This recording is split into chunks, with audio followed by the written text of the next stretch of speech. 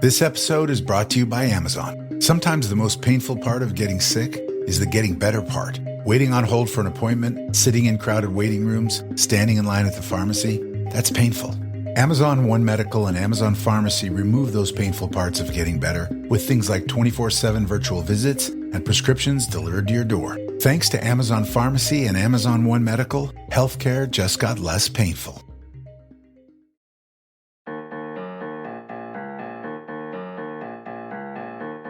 Hey everyone, welcome to Season 2 of Reversing Climate Change. We are doing that podcast thing now and launching a Patreon. You can find it at patreon.com/Nori podcasts. There are various tiers with different types of goodies available. Do you want to receive a special newsletter digest of what Nori Knots are reading that week? Be a part of a Nori book club. Get special access to Nori events. Go take a look at patreon.com/Nori podcast for what we're offering. And in that spirit of being lean in that startup kind of way that, we like to do, this list of goodies is subject to change, and we'd very much like your feedback. Is there something that you'd really like to see, but it isn't listed here? Honest feedback does a lot to help us shape what we offer to you. You can send an email to podcast@nori.com or fill out our podcast survey anonymously in our newsletter, which you can find at nori.com/subscribe. And thank you so much for listening to another season of Reversing Climate Change. Hello and welcome to the Reversing Climate Change podcast. I'm Ross Kenyon. Today I have with me Christoph Beuttler, CDR Manager at Climeworks, and also with roles at the Negative Emissions Platform and Risk Dialogue Foundation. Hi, Christoph. Hi, Ross. Pleasure to be here. It is my pleasure to do an episode on Climeworks. We follow your work. You get name-checked in so many episodes. Christoph, our Christoph, not you, Christoph, has visited some of your facilities in Switzerland before. We're fans of what you do. We are very excited about what is happening in DAC. And so now is the time to talk about it. So thank you for joining me. Yeah, thanks for having us. And we're also fans of yours. And yeah, happy to talk. Great. Thank you. I'm happy to hear that. Well, for listeners who may not know, maybe it is good to start with what is Climeworks and what is unique about your direct air capture approach? Yep, that's a very good question. So Climeworks is one of the first direct air capture companies. It's also the largest, and it's the first that is commercial. What's unique? So I would say the first thing that's unique about us is that we have a modular approach, and we use solid sorbent, which allows us to use renewable energy only to run our operations. So we have a low carbon footprint, which is kind of important if you're in the business of removing carbon from the atmosphere. And obviously the modular approach allows us to, build smaller plants or different sizes relatively quickly, through which we can learn quickly and then, improve quicker. So that's why we chose this approach. You can also call it fail fast, or learn fast. Okay, yeah, you could say that. This modular approach I find intriguing. We did a show a while back on Carbon Removal Newsroom about the degree to which carbon removal necessitates an economy of scale and large machines doing this work versus something that's more distributed and smaller scale and modular, as you might say. And I like the idea of it being modular, both for the anti-fragility reasons, but I also really want to have my own direct air capture unit that plugs right into a soda stream, so I can just have my own carbonated water throughput in my kitchen. This is a dumb question to start off with, but is that ever going to happen for me? It is, if you're willing to spend a lot of money on that. So, okay. So seriously. So obviously we are sympathetic to that kind of thinking, and we can build decentralized, but not as decentralized. So it needs to be a few, dozen or ideally a few hundred tons per year at least for it to become economically viable. Well, you have no idea how much carbonated water I'm drinking. That's true. Yeah, it could be very, very viable. Yeah. Okay. Point taken. Is my framing of your economy of scale versus modular thinking, is that the correct way to understand how you're using modular? I wouldn't, not entirely. So where we will get economies of scale is through mass production. So, we won't build these large plants which have economies of scale in the building process of the plant, but we essentially what we have is 40-foot containers. That's our kind of modular unit. And if we mass produce them, much like, trucks or cars, that's economies of scale. Understood. Thanks for complicating that story. I had a feeling whenever you have such a neat little partition between two schools of thought, it's almost never that way, is it? Nope. So sorry. Yeah. No, it's a bit more complicated, but yeah. I also want to explain a little bit more about sorbent approaches to carbon removal and direct air capture. What exactly does that mean? I imagine there are people listening. There certainly are people listening who are not biochemical engineers, not material scientists. What is a sorbent? And maybe what are some other approaches to direct air capture? Yeah. So a sorbent is basically a filter that attracts selectively only CO2. And this is what we are after, all the DSC companies are after to perfect. And you basically have two ways that are working now, and there's a third potential one that could disrupt it. And the two ways are the solid sorbent, which we use. So the CO2 molecule sticks to that solid sorbent, and you have to heat it to 100 degrees Celsius. So that's the way we work in Europe. Sorry, I don't know the Fahrenheit numbers from the top of my head. And also, the other way is to have a liquid sorbent where the CO2 reacts with the sorbent and becomes a solid. And then you have to desorb at 900 degrees Celsius. And that means you have to burn natural gas. And that then requires you to co-capture the fossil CO2 molecules from the natural gas. This is the carbon engineering approach, and it's a great approach because it is or can be cheaper. But if you look at it from a full LCA perspective, then you have to obviously account for that fossil bit in your calculation. And the third way, which the MIT is looking at, and other research institutes, you could potentially maybe one day do it not with chemistry but electricity, and that could be a game changer. But currently, we can't see that working in the foreseeable future. We did another carbon removal newsroom recently about the Department of Energy's Office of Fossil Energy has issued a number of grants or other funding mechanisms for a number of carbon removal and mostly direct air capture companies. And many of them are sorbent based. And my understanding is that they will be attracting CO2 to them. And then there's some sort of process by which they can be induced to release the CO2 after it's been captured and then it is stored somehow. And I've also seen one of the companies that won a grant through that process, it does it through alkalinity and pH, which I'd never heard of before. But and I also know Klaus Lackner is famous for the moisture swing.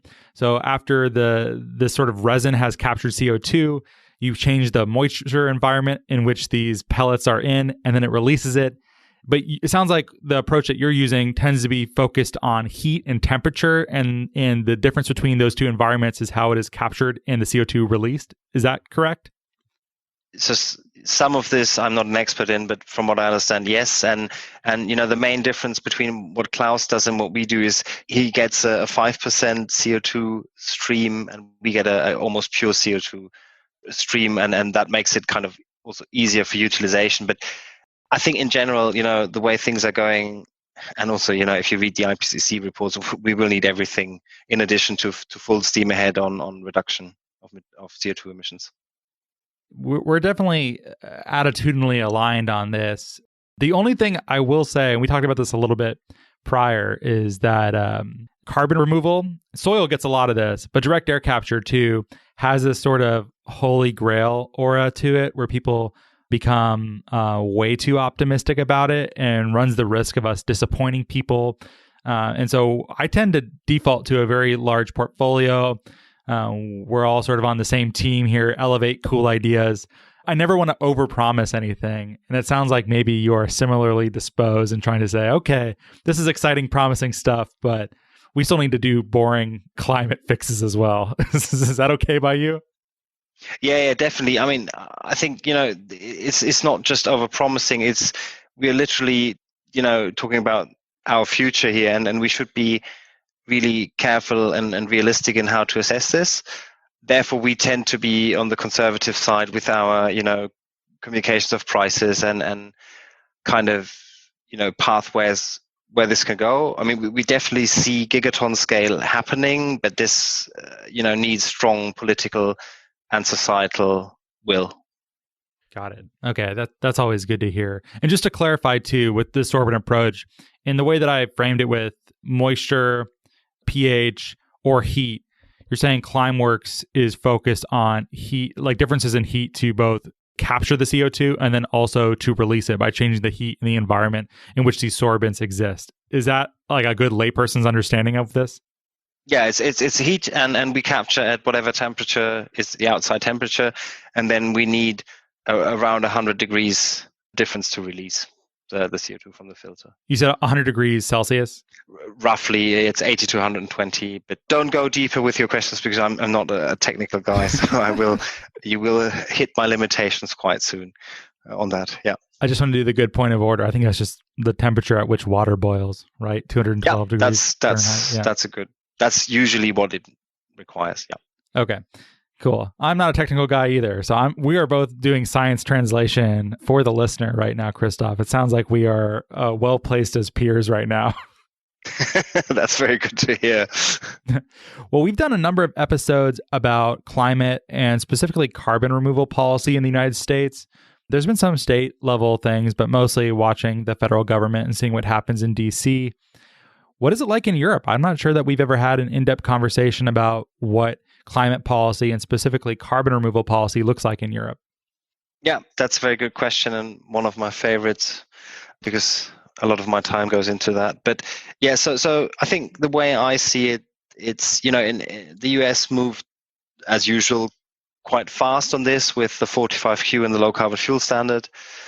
And in Europe, it is kind of a bit different. So I would say we almost move from the opposite end. So I think in Europe, the first step tends to be a kind of binding net zero goal, and the European Union is very close to having one. That there are some countries that already have these goals, and that then is usually a net zero 2050 goal, which means we already borrow from the future and have to go net negative thereafter to stick to the Paris goals. But from this, you can then calculate reduction pathway, and then you will find that you have unavoidable emissions that you somehow need to get rid of to get to zero, and that's usually your carbon removal part. And then you can think about how much biomass do we have within our borders, because if you're thinking about importing, the chances are high that other countries might want to do that too. So that's probably not a good idea.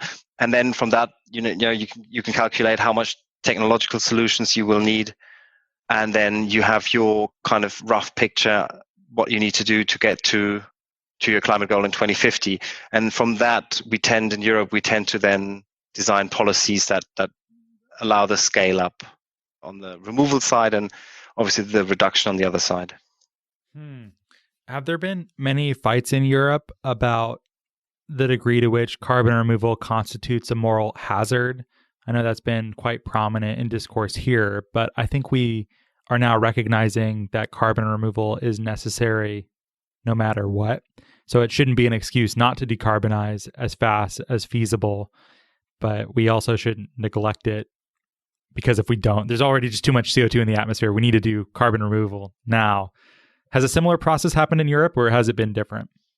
Yeah, no, totally. I mean, the moral hazard or mitigation deterrence discussion has been going on for years now, and I find it, if I may, let loose. Let's hear what you have to say, Christoph. Sorry? I said you can let loose. You can tell me exactly how you feel about this. It sounds like that's you don't very like good. it. I find it quite annoying. That's what I wanted to say, because the science is clear, right? We can't make it with reductions alone. It is too late. We have emitted too much. And then, there are two forms of moral hazard. One is not talking about it, which is the one that's overlooked. And obviously the one is overselling it and keeping on emitting, which is, if you live in our world, you have an understanding of the price point. So that's rarely the case. We see it. And I also feel that there's a very easy solution, and that is you split the net zero goal as a next step into a binding mitigation or a CO2 reduction or greenhouse gas emissions reductions pathway rather. So that could be a minus 90 or minus 95 or minus 85, depending on how much biomass and forests you have in your country, etc. And the rest is your CDR scale-up pathway. And if that is based on robust science, you shouldn't have a mitigation deterrence discussion anymore. Okay, so you're saying that you want to split the net zero goals of various countries in Europe, and they can have, the vast majority can be for carbon reductions, but you want a specific pool available that is by necessity carbon removal, and this is in order to help that side of things scale much more quickly than it is now. Is that kind of what you're saying, or did I miss it? Yeah, no, that's what I'm saying. The only difference is that there would be a European-wide goal, so it would be likely, minus 85% on the emissions reduction side, and then it would be 15% on the removal scale-up side. So 15% of current emissions we need to remove in 2050. Maybe you can also think about adding a little percentage to be on the safe side, so some overlap. So we could say minus 85 and 18 or something like that, and then you're pretty much there, right? You know what policies to design to get to that 15% or 10 or 18, wherever you are, and you know what policies to design to get to the minus 85%. Yeah, that's what I'm saying.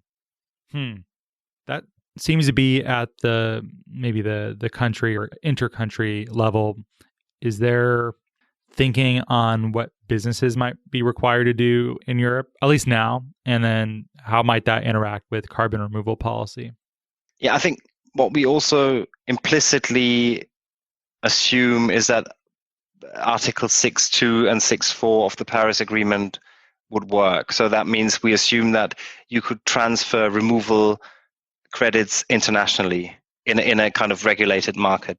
I think this is necessary because of the differences in endowments with biomass or storage potential in different countries, not only in Europe but the world. So it's very important that we do the stuff where it's the safest, the cheapest, and the most viable, right? So we would wish for some form of internationally transferable removal credits. And do you see this being part of a compliance market, or do you see a role for voluntary carbon markets as well? I think it will definitely start with the voluntary market. If you look at the Microsofts, the Stripes, the Shopifys, etc., who have started to move in this voluntary market environment, and that's your business, right? You know that much better than me. It will start as a voluntary market, and on the regulated side, it's the Paris Agreement that envisages this, but it hasn't gone very well in the past years. I mean, now with China having kind of committed to a net zero goal, that it might change, but I definitely would see it starting in voluntary markets with players that understand the strategic need to scale this. Otherwise, we won't make 1.5 or 2 degrees Celsius, and then it might become regulated at a later stage. So you're thinking that countries and or companies want to do this now because it might be either easier or more favorable towards them than any prospective regulatory regime might, or something like that. I think they can just move faster, with these voluntary pledges. And I think, I don't know how you see it, but from our perspective, we see that, the Microsofts, et cetera, that I just mentioned, they understand that if they don't drive this, the world might very likely not make the climate goals of the Paris Agreement. That means, a less stable economy or society, and that means also less business cases for these companies. So, yeah, I think that's what this is, what drives this. There certainly is a lot of leadership being shown and taking risks on. I mean, most if not all carbon removal companies are startups or very nearly startups or just early in the growth of their companies. There's not many that are that old. So for brands, my understanding is that it's for the expression I always use for this is the reason why you see, I forget where I got this. This isn't something I originally thought, and sorry for all the caveats, but okay, here's the thought. Is that if you work at a movie studio, you're never going to get fired for saying yes to Spider-Man 7 because the IP has already been proven to be very valuable. And if you take a shot at it and the new Spider-Man movie turns out to be bad, people will just say, oh, yeah, well, we have a track record of really good Spider-Man movies and it performing well. So that's okay. That was a totally reasonable risk to take. But if you take a risk on even a much cheaper movie by an independent, a sort of like high art cinema, maybe win some Oscars, but isn't a commercial success movie, your job is much more at risk in that way. And so this is a way of illustrating, I think, there is some inherent conservatism at big companies because the risk of saying yes to something that later proves to be an embarrassment is much greater than just, continuing on as you always have. But I think a lot of companies are breaking out of that. And maybe it is just, hey, we're in a position to lead here. And if we don't do it, no one else is going to. Or, hey, this is going to help our employees and shareholders like us more, trust us more, want to stay with us. Or maybe they just genuinely like, we have to do this now because we're really in great danger as a planet if we don't.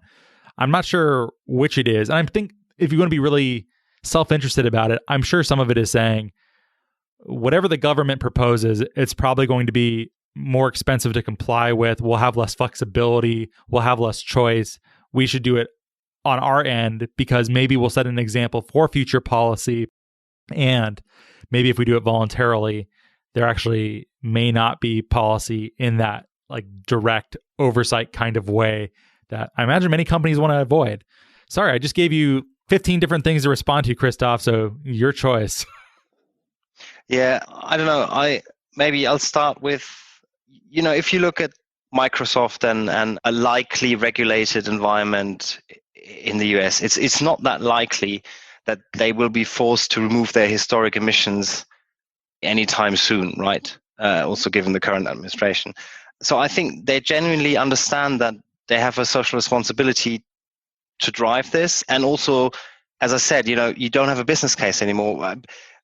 I read a quite an interesting policy paper, 18 months back, which started an attempt of calculating how much of the world population would be still alive in 2060, I think. And obviously that's a nearly impossible task to do, but they kind of looked at, how the military would calculate compounding risks that would happen to appear and concluded that, 1/3 of us might not be alive in 40 years. And that kind of, I know that number is not necessarily robust, but that kind of gives you an idea of, why these companies, and I'm sure they understand this, think this way, because it's kind of a moral thing, but it's also purely from a business perspective. If you shift your view from the next quarter to, the next 3 decades, what becomes profitable changes a lot, and then all of a sudden, obviously, this becomes profitable, and that's what scientists have been saying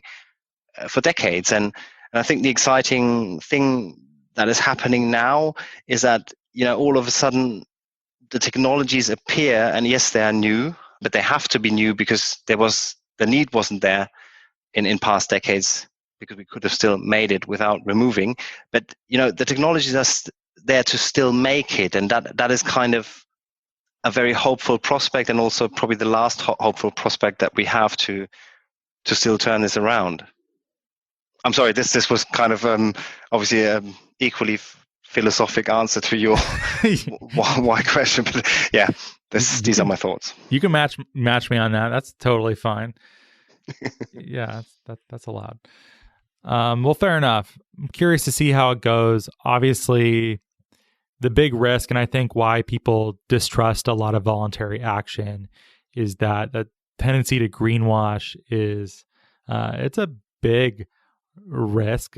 Many environmental projects it's hard to evaluate, especially for the average consumer or shareholder, to look into what the company is doing and saying like, yeah, I think this type of credit is actually doing something good, or this policy doesn't just sound good, but actually is getting the goods in some important way. So I think there is that's another risk of voluntary action that I think people justifiably are concerned about. And one of the reasons why maybe we do see some sort of compliance mechanism coming into the future, but that carries its own risks too. People tend to over idealize regulatory action as inherently good and always good.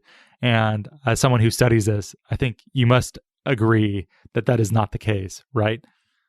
I would agree. I think the intentions are always very well. And as someone who works, in the policy field, I'm always impressed. I mean, I know from the outside it's not going that fast, but from the inside, there's so much to consider and look at and think about it. So I'm super impressed with how fast, and especially in recent years, they changed regulation in Europe. But yeah, obviously, no system is perfect and no regulation is perfect. And the same applies, obviously, for the voluntary market and greenwashing. And I'm not saying there's no greenwashing. Of course, there is. But ultimately, I think a lot of this starts as well intended, and a lot of it survives as a good thing. So the European emissions trading system, which is currently globally the largest regulated emissions trading market, it is not a perfect system, but it is really, really good, especially if we compare it to the other things that are there globally. And someone just needs to start, and if that start is voluntarily, so be it. And also on a smaller level, we offer voluntary carbon removals on our website for individuals, and the price point is super high, because we're selling small tranches of subscriptions. So our cost is, somewhere around 600. And then with all the overhead, we have to charge over $1,000 per ton. And people are buying this because they want to drive. It's a bit like Tesla, right? They want to buy the Model S so they can one day be a Model 3. That kind of makes this happen for most of us. Yeah, I like that. And we will certainly discuss more what Climeworks is doing in a consumer-facing, but also B2B fashion that's a little bit less clear maybe to regular consumers. So we will get there. And if you're listening and you like what Climeworks is doing and want to support them, there will be links in the show notes for you to do so. Well, one of the questions we teased earlier, Christoph, that I really wanted to ask you is, what is the relationship between all of these different carbon removal methodologies? And what we keep coming back to, at least my Christoph and I have talked about, is ecological succession as a model for the development of the carbon removal industry. And which are the pioneer species that are first out the gate that are making carbon removal possible and maybe holding some ground and preventing crises? And then what are the sort of late blooming but massive scale, permanent or more permanent storage methods that are actually going to get us to, like a carbon removal world where we are removing more than we are putting out every year? Which happens first and which comes next?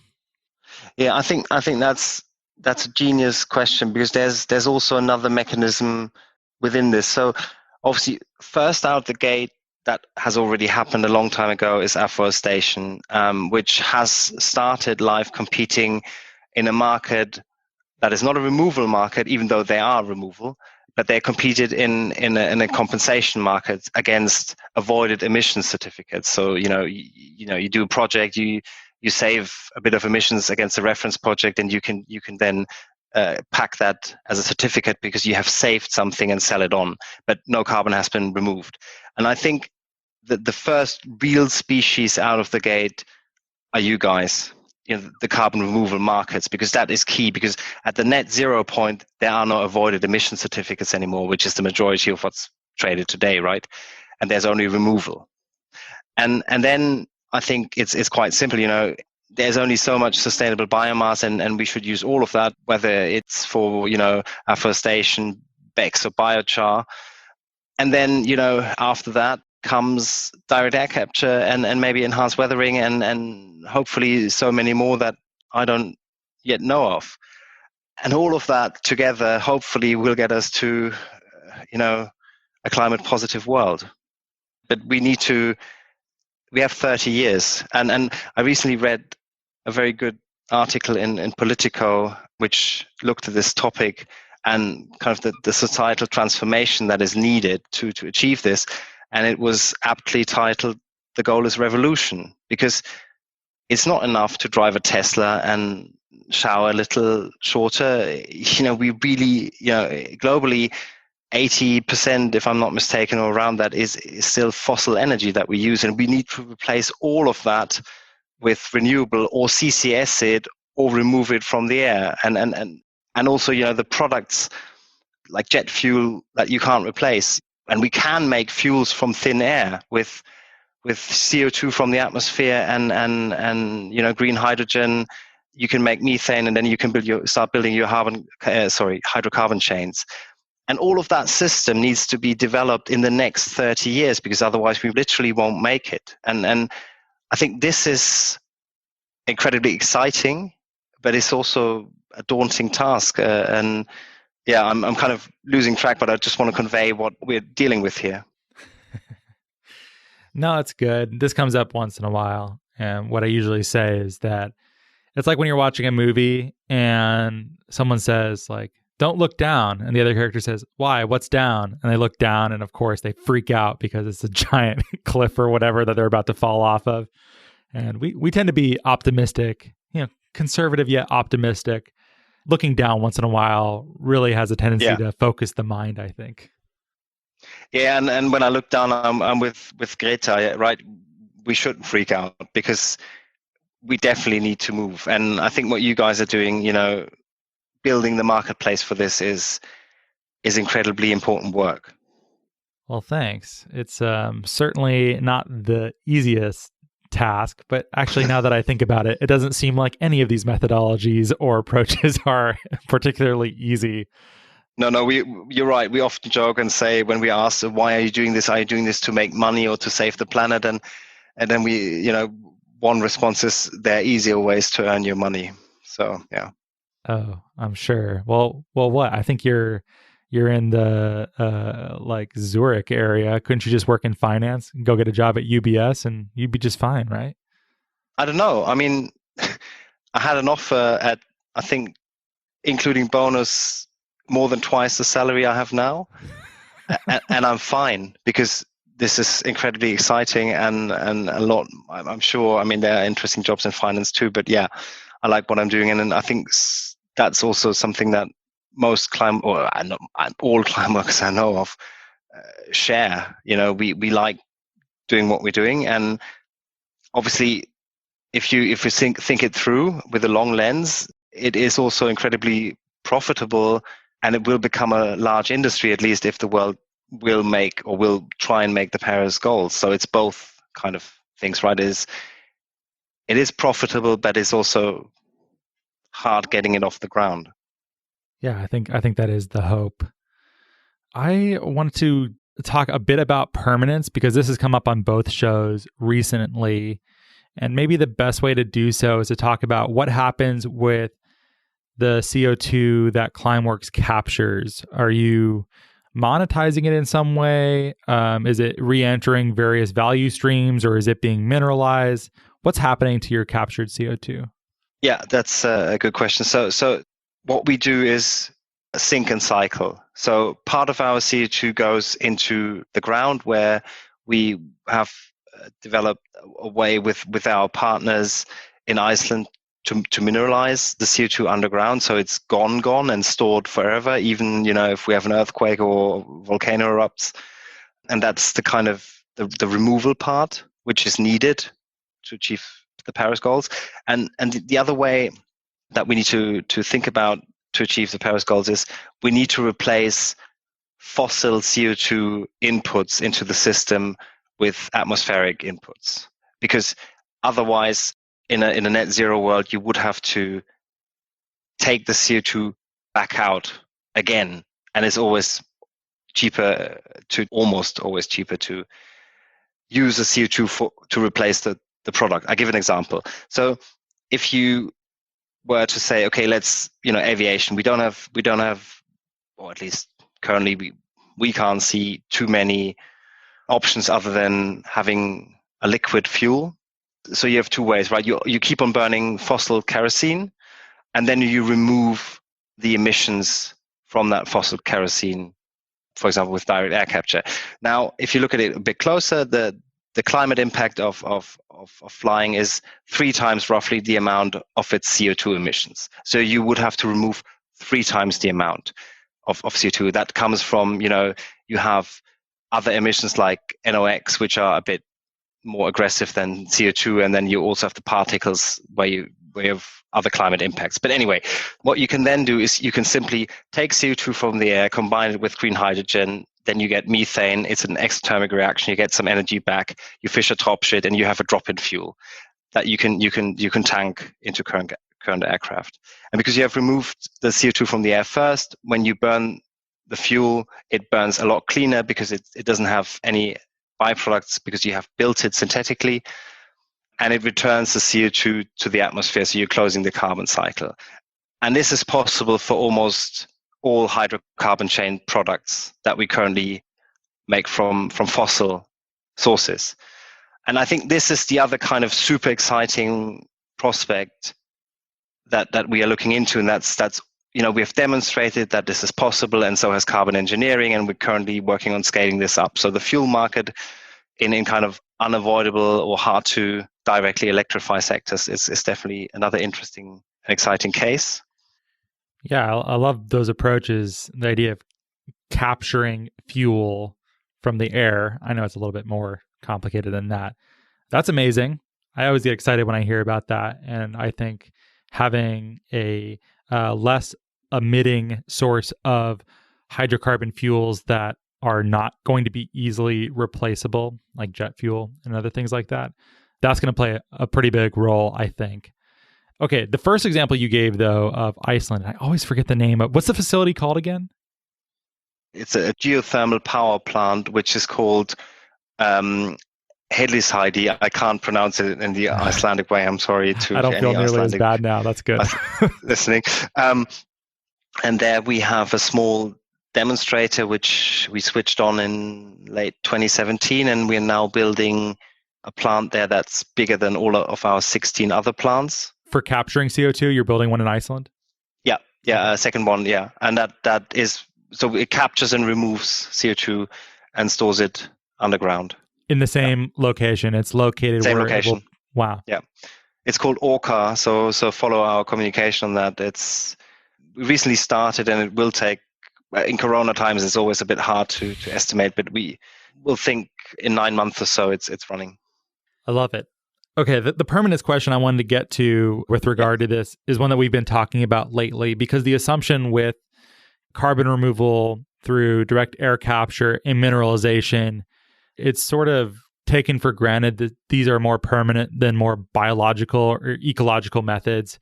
And granted, ecological methods have not had a good run of things in this last month, plus with wildfires, etc. But one of my colleagues, Alden Donnelly, she keeps bringing up the idea that there are orphaned oil wells all around the United States where oil-producing companies go out of business.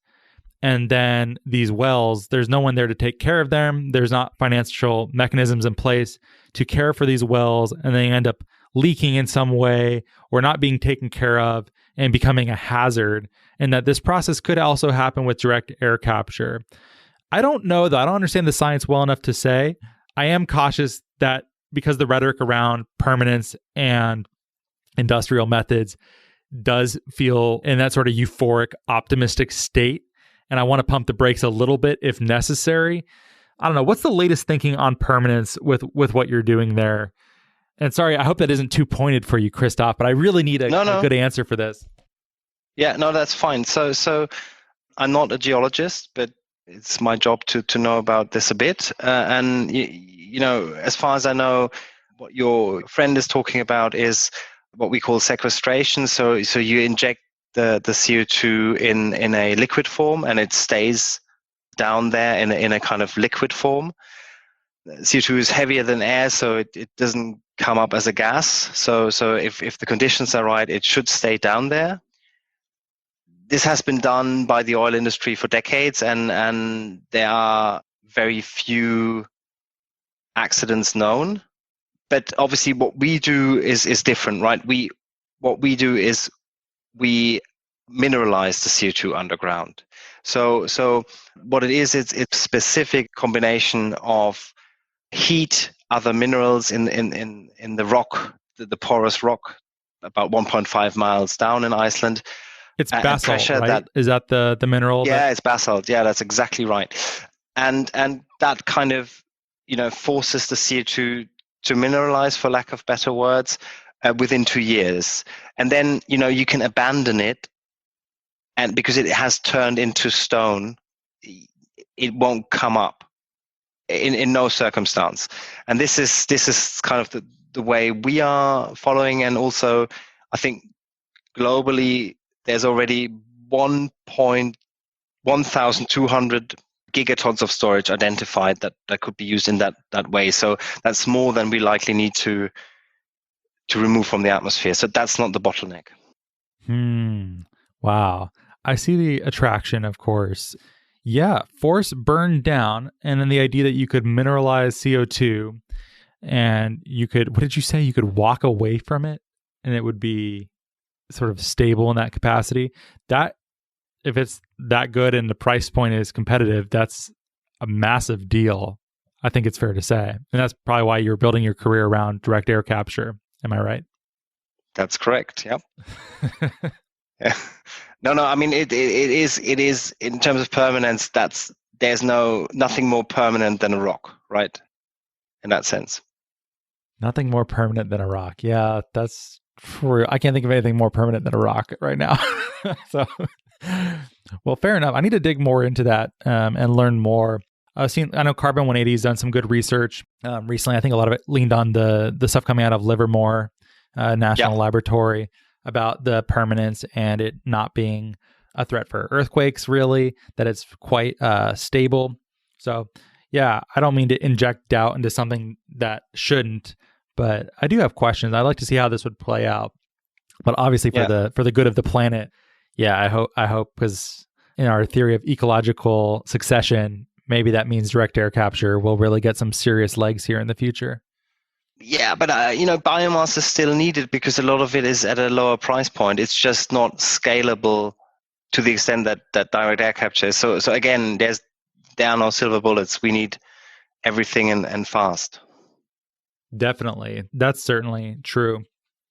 Well, since we've teased this one a little bit too, where do you think Climeworks will be in the next 5 years, 10 years? What are you expecting, projecting, able to say, etc.?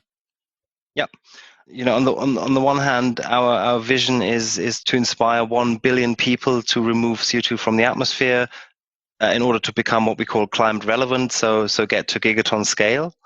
And we have developed a roadmap that we have recently made public at our Direct Air Capture Summit that we held on, what was it, the 8th of September. You can Google it. It's available, the whole recording. And there, the idea is basically every 2 years we build a plant that is going up by the order of 1 magnitude. So, in 2023 it's 100,000 tons. In 25 it's 1 million tons, and then 10, and so we will reach gigaton scale, hopefully somewhere in, depending, again, we're assuming strong societal and political will in the 2030s, 2040s. Wow. So you've heard of exponential growth, but have you heard of logarithmic growth? Yeah, that would be ideal. But, that would be cool, but that's a very hard challenge to master in a decade or two. Yeah, you don't say. Well, I hope you're wildly successful. That would be amazing. What does that mean then? And then 2 years after the what, you had million tons per year, then 1 billion, so gigaton, and then what? Yeah, 10 gigatons. I think then if we follow that path, we would relatively soon outstrip the mass of the Earth or something with our DAC plant. So I'm not foreseeing this happening. Yeah, I'm thinking of that classic parable. I think it's Indian, of the grains of rice on the chessboard. Do you know the one I'm talking about? Yeah, that would be the entire. You're just going to consume the universe. Don't do that, please. All right, take a. No, that would be kind of counterproductive to what we try and achieve. Okay. Yeah. Slightly. Oh, slightly. Yeah. Well, good to have some extreme goals in that way. We definitely need big thinking. What do you think about the carbon removal sector as a whole? Where do you think that's going to go in the next couple of years? That's a good question. Obviously, currently it's going well, right? Corona hasn't, dampened it that much. New initiatives and marketplaces and technologies are springing up left, right, and center. So I'm hoping for it to continue that way, and I think it can, and it should, obviously, and it will. So yeah, I'm conservatively optimistic, if that rings a bell. Yeah, I'm curious too. It seems like there's a lot of basic research being sponsored by various government entities. There are companies that are getting funded, and research institutions are being funded to figure out a lot of these new technologies. Quite a lot of attention is going into direct air capture, but it seems like soil science is advancing quite quickly these days too, at least from where I sit. We just did a bonus episode, which should be out by the time we air this one that we're doing, with Brian von Hertzen. And we were talking about marine permaculture and what's happening with oceans. Oceans right now, I think, get the least amount of attention of any of the big spheres of carbon removal. I hope their heyday comes in the next couple of years too, and that takes off. I don't know, maybe it's different in Europe. Do you see much about oceans over there? Or like Not blue carbon really. generally? Maybe. I mean, yeah, there's some work being done on marine cloud brightening, obviously, mainly not only in Europe but in Australia. I think in general the kind of the natural solutions get a bit more attention in Europe, because that's seen as more inherently positive as compared to the US. And in terms of ocean-based solutions, obviously some people have started to talk about direct ocean capture, which, to be honest, and this is the only thing I have looked at in a bit more detail, we can't really see it because to do direct air capture, you have to move a lot of air, and to do direct ocean capture, you have to move a lot of water, and that is a considerably higher density and mass. So on that side, we can't really see it. Obviously, for a lot of the other methodologies, I'm not a scientist in that direction, so I can't comment on that. But yeah, there should be more, obviously. Yeah, I won't force you to comment further on that. Direct ocean capture, I haven't heard of that yet. I'm not surprised it exists, and I will have to look into that a bit more.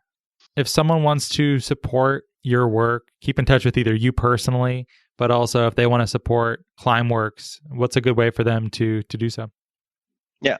So yeah, if you are an organization based in Europe, one good way is to contact a negative emissions platform, and you can be an NGO or a CDR developer or a CDR supporter on the demand side, and engage with us and maybe become a member. That would be great.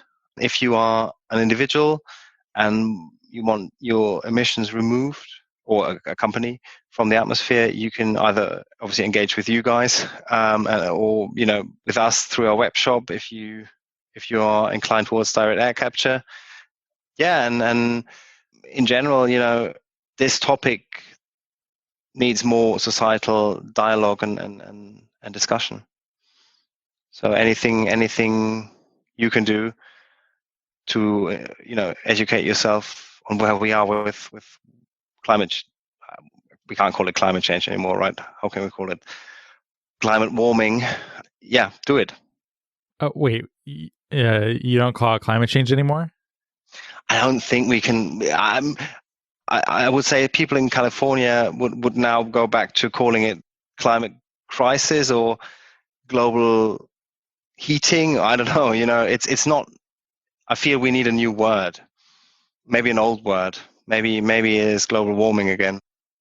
Ragnarok. I don't know. I don't know about any of these things. Hopefully I don't change it though. I already have the name of this show. Like, I can't just... Okay, sorry. I didn't want to reversing climate compromise crisis. the name of your show.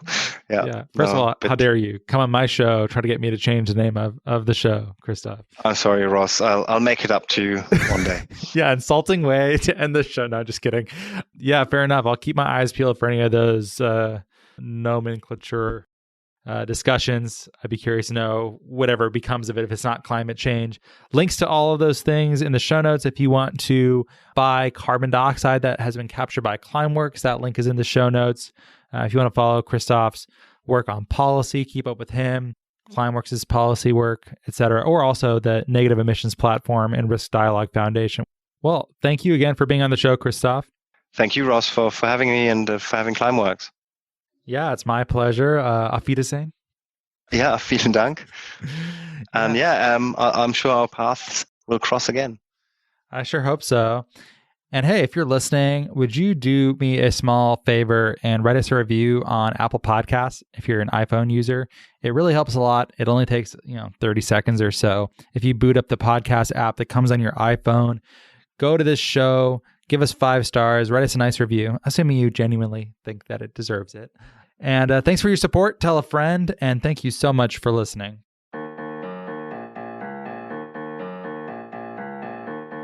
Well, thank you so much for listening. If you like the show, please rate and review it in Apple Podcasts and or Stitcher. It really helps us a lot to get this content to a wider audience.